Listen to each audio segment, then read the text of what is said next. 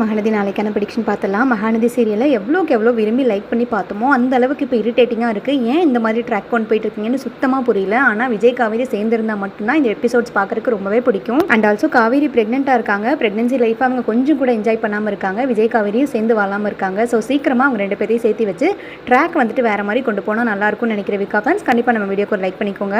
பசுபதி வந்து ரொம்ப டென்ஷனில் உட்காந்துருப்பாரு. இவங்களை எப்படியாவது பழி வாங்கி ஆகணும், ஏதாவது பண்ணணும் ராகினி அப்படின்ற மாதிரி ராகினி கிட்ட சொல்லிட்டு ரொம்பவே டென்ஷன் ஆகிட்டு இருப்பாரு. அந்த டைமில் பார்த்தீங்கன்னா ராகினி ஐடியா கொடுப்பாங்க.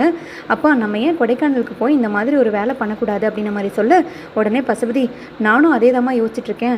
இவனுங்களை சுத்தமாக வாழ்வாதாரத்தையே வந்துட்டு தடுத்தா மட்டும்தான் இவங்க வந்து நம்மளை பார்த்து பயப்படுவாங்க. இந்த காவேரிக்கு வந்து விஜய் சப்போர்ட்டாக இருக்கிற வரைக்கும் இவளை ஒன்றுமே பண்ண முடியாது. அதனால் எங்கே கை வைக்கணுமோ அங்கே கை வச்சா மட்டும்தான் அவள் கொஞ்சமாவது வந்து அலறுவான். நம்மளை பார்த்து கொஞ்சமாவது அவளுக்கு பயம் வரும். எவ்வளோ திமிரா எவ்வளோ தென்னாவட்டா பேசுகிறான். அதுக்கேற்ற மாதிரி அவன் புருஷன் பற்றியா என்னவே கை வச்சுட்டு போகிறான். அவங்க எல்லாத்தையும் அலற விடாமல் விடவே கூடாது. நம்ம அவங்கள ஜெயிக்கிறோமோ இல்லையோ, ஆனால் அவங்கள நிம்மதியாக இருக்கவே விடக்கூடாது. நிம்மதியாக அவங்கள சோறு திங்க கூட விடவே கூடாது. அதுதான் என்னோட முக்கிய குறிக்கோளே அப்படின்ற மாதிரி சொல்ல, ஆமாப்பா சூப்பர்ப்பா, நம்ம அதையாவது பண்ணிகிட்டே தான் இருக்கணும். ஏன்னா அவங்கள நிம்மதியாக இருக்க விட்டோம் நம்மளவே என்ன செய்தின்னு கேட்டுருவாங்க. அது போக அவங்க நிம்மதியாக இல்லாமல் இருக்கும்போது தான் நம்ம சந்தோஷமாக இருக்க முடியும். ஏதாவது பண்ணி ஆகணும்ப்பா. நீங்கள் ஐடியா கொடுத்த மாதிரி கண்டிப்பாக அந்த வீடை வந்து நம்ம ஆக்கிரமிச்சிட்டு அந்த வீடை வந்து உங்களோட தான் சொல்லிட்டு நீங்கள் ஏதாவது ஒரு ட்ராமா பண்ணுங்கள் அப்படின்ற மாதிரி சொல்ல, அதுதாம்மா நானும் யோசிச்சுட்ருக்கேன். இப்போ நம்ம கொடைக்கானலுக்கு போகிறோம். அந்த போக உனக்கு இன்னொரு விஷயம் தெரியுமா, சாரதாவும் கொடைக்கானலுக்கு தான் போயிருக்கலாமா. ஸோ இதுதான் நல்ல நேரம். கொடைக்கானலுக்கு அங்கே டேரெக்டாக போய் முதல்ல அவங்க அம்மா தலையில் கல்லை போடுவோம். அவங்க அம்மாவுக்கு வந்துட்டு டஃப் கொடுத்து நம்ம ட்விஸ்ட் கொடுத்தா மட்டும்தான் அவங்க அம்மா அலறிக்கிட்ட அவங்க பிள்ளைங்களெல்லாம் அங்கே வர வைப்பா அப்படின்ற மாதிரி சொல்லிட்டு உடனே வந்துட்டு சாரதா இருக்கிற இடத்துக்கு வந்துட்டு ராகினியும் பசுபதியும் போயிடுவாங்க. ராகினி பசுபதி ரெண்டு பேர்த்தையுமே பார்த்ததுமே சாரதா ரொம்ப ஷாக்காயிருவாங்க. எதுக்கு நீ வந்திருக்க, கொஞ்சம் கூட உனக்கு அறிவே இல்லையா?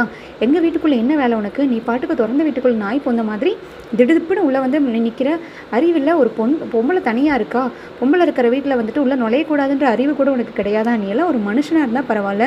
நீ தான் எப்போ பார்த்தாலும் பொம்பளைக்கிட்ட வாழ் வீசுகிறவன் தானே. உனக்கு அந்தளவுக்கு தான் அறிவு ஆண்டவன் கொடுத்துருக்கான் அப்படின்ற மாதிரி சொல்ல, ஆமாம் நீ யாருமா, என்ன இங்கே பண்ணிகிட்ருக்க, என் வீட்டில் உனக்கு என்ன வேலை அப்படின்ற மாதிரி கேட்க, பசுபதி என்ன வளர்ற, நீ பாட்டுக்கு வாய்க்கு வந்ததெல்லாம் சொல்லிட்டு இருக்க, என்ன பேசிகிட்டு இருக்க, லூசா நீ அப்படின்ற மாதிரி சாரதா கேட்க, உனக்கு விஷயமே தெரியாத தங்கச்சி, உனக்கு புருஷன் இருந்தான்ல, அவன் வந்து எனக்கு எப்போயும் வந்துட்டு உங்கள் வீட்டை எழுதி கொடுத்துட்டான். அது போக அவங்ககிட்ட என்கிட்ட நிறைய கடன் வாங்கியிருந்தான். அந்த கடனுக்கு பதிலாக வந்துட்டு உன் புருஷன் தான் வந்துட்டு இந்த வீட்டையும் சரி உங்களோட சொத்து பத்தை எல்லாத்தையுமே சரி என் பேரில் எழுதி வச்சுட்டான். அதுக்கான டாக்குமெண்ட் தான் இது அப்படின்ற மாதிரி ஒரு வெத்து டாக்குமெண்ட்டை வந்துட்டு சாரதா கிட்ட காமிப்பாங்க. சாரதாக்கு உடனே தலை சுற்றுற மாதிரி ஆயிரும். உடனே ஷாக்காகி கீழே உட்காந்துருவாங்க. உடனே வந்துட்டு மாமா தண்ணி குடுமா ராகினி, வயசான காலத்தில் திடீர்னு மண்டை கிண்டையே போட்டுற போது இதுங்க பிள்ளைங்க எல்லாமே வந்துட்டு இவங்களை நம்பி தான் இருக்காங்க. வாமா அப்பள பிஸ்னஸாவது ஏதாவது பண்ணி முன்னுக்கு கொண்டு வந்துடலாம், வீட்டை குடும்பத்தை வந்துட்டு மேடை திருலான்னு சொல்லிட்டு இந்த பொம்பளையும் வந்துட்டு ரொம்ப படாத பாடுபட்டுருக்கு. நம்மளே வந்துட்டு ஒரு உயிரை கொண்ட சாபம் நம்மளுக்கு வேண்டாம், ஏதாவது பண்ணி எழுப்புமா ராகினி அப்படின்ற மாதிரி சொல்லிட்டு பசுபதி சிரிச்சிட்டு இருப்பாரு. அந்த டைமில் பார்த்தீங்கன்னா ராகினி நிஜமாவே ஓடி போய் தண்ணி எடுத்துகிட்டு வந்து, ஆண்டி என்னாச்சு ஆண்டி, எந்திரிங்க ஆண்டி, எதுக்கும் பயப்படாதீங்க, அப்பா வந்து உங்களெல்லாம் இந்த அளவுக்கு கஷ்டப்படுத்திட மாட்டாரு, அப்பா சொல்கிற மாதிரி நீங்கள் கேட்டிங்கன்னா போதும், அவர் ரொம்ப நல்லவர் தான் அப்படின்ற மாதிரி சொல்ல, வாய மூடு, நீ எல்லாம் ஒரு பொண்ணா, உனக்கு கொஞ்சம் கூட அறிவில்லை, நீ எந்த மாதிரி வயிற்றில் பிறந்து எந்த மாதிரி வளர்ந்துருக்கியோ, ஒரு ஆம்பளை வந்து இப்படியெல்லாம் பண்ணுறாங்கன்னா ஒரு பரவாயில்ல, பட் ஒரு பொண்ணாக இருந்துட்டு இந்த அளவுக்கு கீழ்த்தரமாக நடந்துக்கிறியே, உன்னெல்லாம் எப்படி தான் பெற்று வளர்த்துனாங்களோ, இந்த மாதிரி ஒரு பொண்ணு என் வயிற்றில் பிறந்துருந்துச்சு, விச வச்சு கொலை பண்ணியிருந்திருப்பேன், தள்ளிப்போ அப்படின்ற மாதிரி ராகினியை தட்டி விடுவாங்க. உடனே வந்து பசுபதி நிறுத்து, என் பிள்ளைய வந்துட்டு ஏதாவது பேசுகிற வேலை ஏதாவது பண்ணுற வேலை வச்சுக்கிட்டேன், நான் அவ்வளோதான், நான் பொறுமையாக பேசிகிட்டு இருக்கேன்னு பார்க்குறியா, மரியாதையை அந்த வீட்டை விட்டு வெளியில் கிளம்பிடு, இது என்னோட வீடு அப்படின்ற மாதிரி சொல்ல, இந்த மாதிரி பேசிக்கிட்டு இருந்தால் அவ்வளோதான், நான் போலீஸ் ஸ்டேஷனுக்கே போயிடுவேன் அப்படின்ற மாதிரி சொல்ல, நீ போலீஸ் ஸ்டேஷனுக்கு போவியா, நான் வந்துட்டு போலீஸோடு தான் வந்திருக்கேன், இப்போ கால் பண்ணுற பார்க்குறியா எவ்வளோ போலீஸ் வராங்கன்னு, என் வீட்டில் உட்காந்துட்டு என்னவே வந்துட்டு வெளியில் போங்கிறியா, அடுத்தவங்களோட சொத்தை ஆட்டையை போடுறக்கும் அடுத்தவங்க சொத்தை ஆக்கிரமிக்கிறக்கும் என்ன சட்டம் இருக்குது தெரியுமா, எவ்வளோ நாள் தண்டனை இருக்குன்னு தெரியுமா அப்படின்ற மாதிரி சொல்ல, உன்னை என்ன பண்ணுறேன்னு பாரு, இப்படியே நீ பேசிகிட்டு இருக்கிறியா அப்படின்ற மாதிரி சொல்லிட்டு வெளியில் ஓடி வந்துட்டு கங்காவுக்கு கால் பண்ணுவாங்க. கால் பண்ணி நடந்த உண்மை எல்லாமே வந்துட்டு சொல்லுவாங்க. இந்த மாதிரி பசுபதி சொல்லிட்டு இங்கே வந்து உட்காந்துருக்கான் கங்கா, எனக்கு என்ன பண்ணுறதுனே தெரியல, நம்ம வீட்டையும் வந்து அவன் ஆட்டை போடுறதுக்கு முடிவு பண்ணிட்டான் போல இருக்குது, தனியாக வந்துட்டு இவங்கிட்ட நான் மாட்டின்னு முழிச்சிட்டு இருக்கேன், என்னை வெளியில் போன்னு சொல்லிட்டு வெளியில் விட்டு தள்ளிட்டான், அவன் நம்ம வீட்டுக்குள்ளே உட்காந்துட்டு வெளியில் போகவே மாட்டேங்கிறா, கூட அவள் பொண்ணு ராகினியும் இருக்கா, எனக்கு என்ன பண்ணுறதுனே தெரியல அப்படின்ற மாதிரி சொல்ல, உடனே கங்கா நீ முதல்ல வெயிட்மா, நாங்கள் இப்போவே வந்துடுறோம், கொஞ்ச நேரத்தில் வந்துட்டு நாங்கள் கேப் புக் பண்ணி அங்கே வந்துடுறோம், நீ எதுக்கும் பதட்டப்படாதமா, அவனெல்லாம் பார்த்துக்கலாம், அவனெல்லாம் ஒரு ஆளே கிடையாது, நீ பதட்டத்தில் உனக்கு ஏதாவது பிரச்சனை ஆகிருப்போது, நீ கொஞ்சம் பொறுமையாமே இருமா அப்படின்ற மாதிரி சொல்லிட்டு கங்கா வந்து உடனே காவேரி கிட்ட குமரன் கிட்ட எல்லாட்டையும் சொல்லுவாங்க. அந்த பசுபதி போய் நம்ம வீட்டில் உட்காந்துட்டு நம்ம வீட்டில் இருக்கிறவங்க எல்லாத்தையும் வந்து வரக்கூடாது, வெளியில் போகணும், இந்த பேலஸு இந்த மாதிரி ரெண்ட்டுக்கு விடுறது இதெல்லாம் முதல்ல நிறுத்திடணும், நீங்கள் முதல்ல வந்துட்டு என் சொத்தில் என்னோடய வீட்டில் உட்காந்துட்டு இதெல்லாம் பண்ணிகிட்ருக்கீங்க, உங்கள் மேலே கேஸ் போட்டுருவேன்னு சொல்லிட்டு அம்மாவை அது இதுன்னு பேசி பயப்படுத்திட்டு இருக்கான். அம்மா ரொம்ப பயந்துட்டு கால் பண்ணுறாங்க காவேரி அப்படின்ற மாதிரி சொல்ல, முதல்ல ஒரு கேப் புக் பண்ணுங்க மாமா, நாங்கள் போய் என்னங்கிறத பார்த்துலாம், இதை வேணும்னே நம்மளுக்கு ஏதாவது ஒரு குடைச்சல் கொடுத்து நம்ம நிம்மதியை கெடுக்கிறதுக்காகவே ஒவ்வொன்றா பண்ணிக்கிட்டு இருக்கான்னு நினைக்கிறேன், முதல்ல கேப் புக் பண்ணுங்கள், நம்ம டேரெக்டாக போய் பேசிக்கலாம் அப்படின்ற மாதிரி சொல்லிட்டு எல்லாருமே கேப் புக் பண்ணி வேகமாக போயிட்டுருப்பாங்க.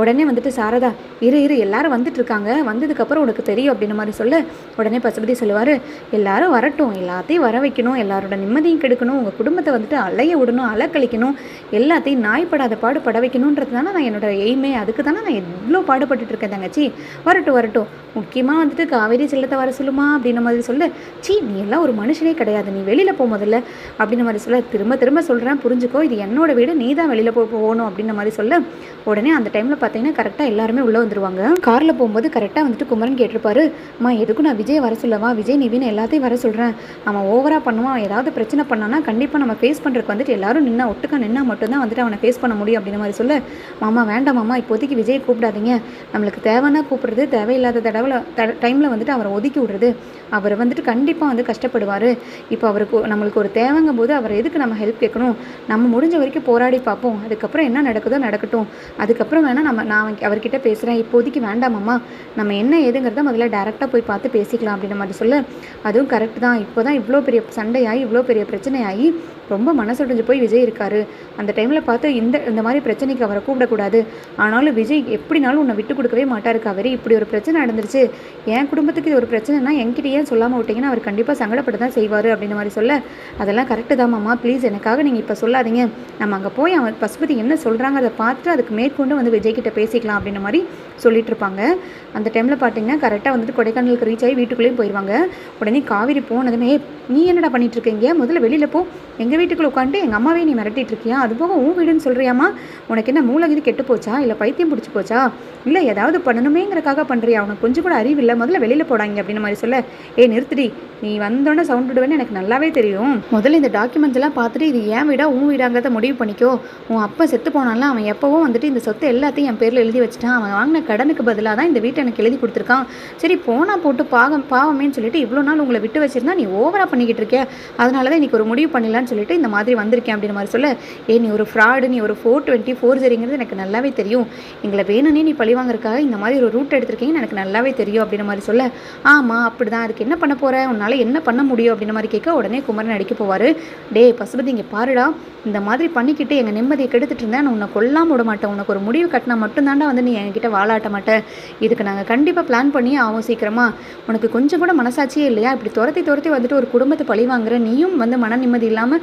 இப்படி அலைஞ்சிட்ருக்க, அறிவில்லை உனக்கு, ஏன் இப்படி பண்ணிட்டு இருக்க அப்படின்ற மாதிரி குமரன் கேட்க, டெய்லரு உனக்கெல்லாம் என்னடா பிரச்சனை, நீ முதல்ல ஒதுங்கி போய் ஓரமாக நெல், வேலைக்கும் போக மாட்டேன், உன்னால் எதுவும் நடக்காது, இந்த மாதிரி ஓசியில் ஒரு வீடு கிடச்சிருச்சு, ஸோ பொண்டாட்டி மூலியமாக இதை ஆட்டை போட்டுடலான்னு சொல்லிட்டு தான் நீ வெயிட் பண்ணிட்டுருக்க அப்படின்ற மாதிரி கேட்க, உடனே சாரதா இங்கே பாரு, நீ பண்ணுறது கொஞ்சம் கூட சரியில்லை, முதல்ல எங்கள் வீட்டிலேருந்து வெளியில் போ அப்படின்ற மாதிரி சொல்ல, உடனே காவேரி சொல்லுவாங்க, என் புருஷன் மட்டும் இப்போ வந்தார், நான் கை கால் உடைச்சி என்ன பண்ணணுமோ பண்ணிடுவார், என் புருஷன்கிட்ட நான் சொல்ல மாட்டேன், எதுவும் பண்ண மாட்டேன்னு நினச்சிட்டு இருக்கியா, அவர் மட்டும் இங்கே வந்தார்னா அவ்வளோதான் அப்படின்ற மாதிரி சொல்ல, உன் புருஷன் வந்தாலும் சரி யார் வந்தாலும் சரி நீங்கள் கோர்ட்டில் பார்த்துக்கோங்க, நான் கேஸ் போட்டிருக்கேன் ஏற்கனவே, எங்கள் வீட்டை வந்து நீங்கள் ஆக்கிரமிச்சிருக்கீங்கன்னு, இதுக்கு மேலே நீங்கள் இங்கே யாரும் நிற்கக்கூடாது, முதல்ல வெளியில் போங்க எல்லாம் அப்படின்னு சொல்லிட்டு எல்லாத்தையும் வெளியில் இழுத்துட்டு வந்து 2 3 ஆளுங்க இருப்பாங்க, எல்லாத்தையும் வெளியில் கூட்டிகிட்டு வந்து தாள் போட்டு கேட்டையும் வந்துட்டு லாக் பண்ணிடுவாங்க, எதுவாக இருந்தாலும் நீங்கள் கோர்ட்டில் பார்த்துக்கோங்க, நான் கேஸ் ஃபைல் பண்ணிவிட்டேன் அப்படின்ற மாதிரி சொல்லிட்டு பசுபதி ராகினி வேகமாக கிளம்பிடுவாங்க. அந்த டைமில் பார்த்தீங்கன்னா காவேரி டிசைட் பண்ணுவாங்க, இப்போ நம்ம விஜய் வர வச்சே தான் ஆகணும், வேறு வழியே கிடையாது, முதல்ல அவர் வந்தால் தான் இந்த ப்ராப்ளம்லாம் சால்வ் ஆகும்னு சொல்லிட்டு அங்கே நின்று அழுதுட்டுருப்பாங்க.